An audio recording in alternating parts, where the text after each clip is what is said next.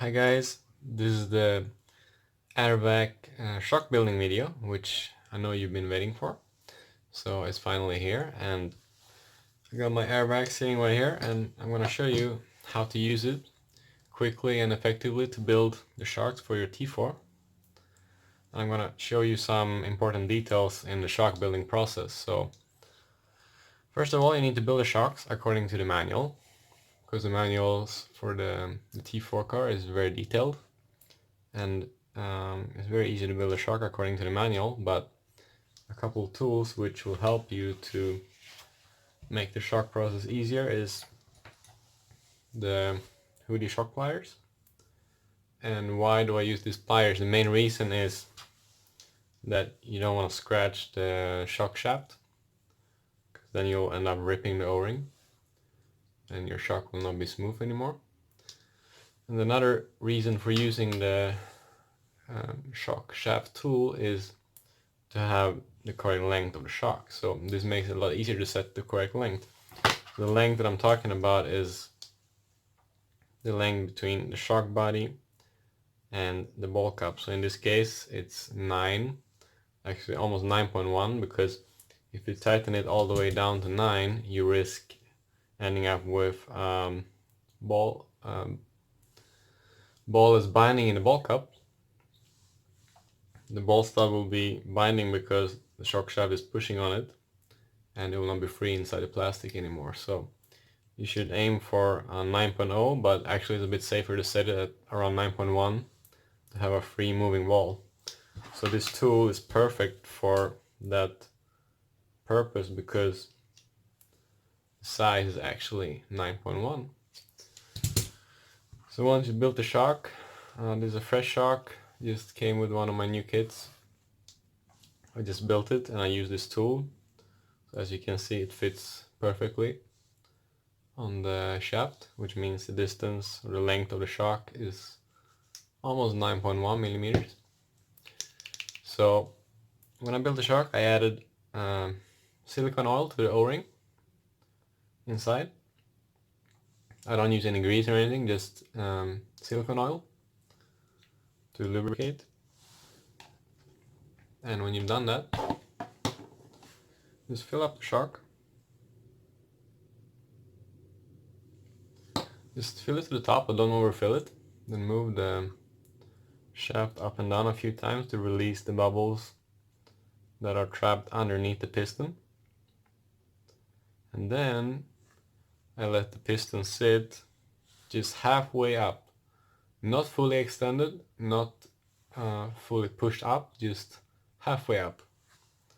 And then just place it in your brand new Air Vac tool.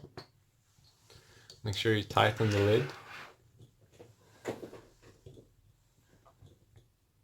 so that it's sealed. You power on your power supply. You push the button on the side to start the vacuum process. So it will only take a few seconds for the Air Vac to reach its full vacuum effect, so you don't need to be pushing this for a long time. Just 10 to 15 seconds is enough.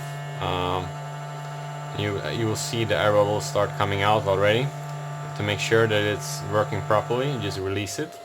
You lift up the tool from the plexi cover to make sure that it's sealed.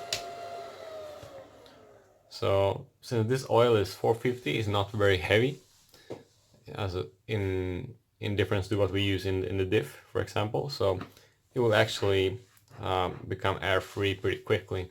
The air bubbles will release fairly quickly, so you just have to wait a few seconds till that's done. Then you can start to build a shock.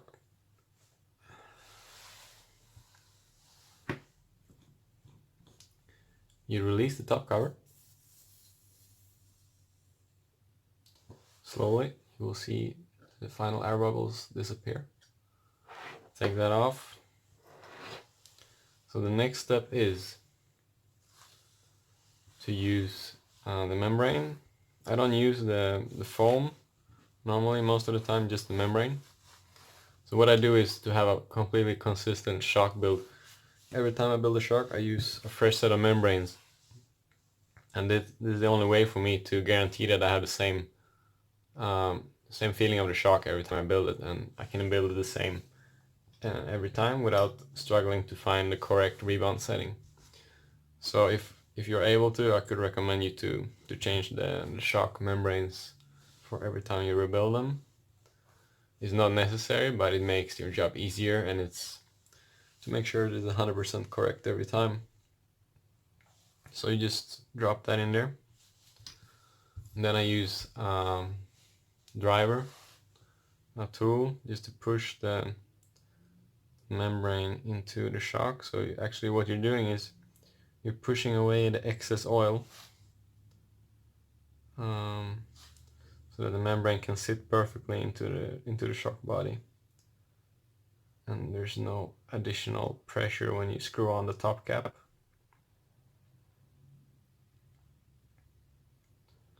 That's done. You can just push it in there. You can feel that it's sitting perfectly in the shock. Then you just put on the top cap.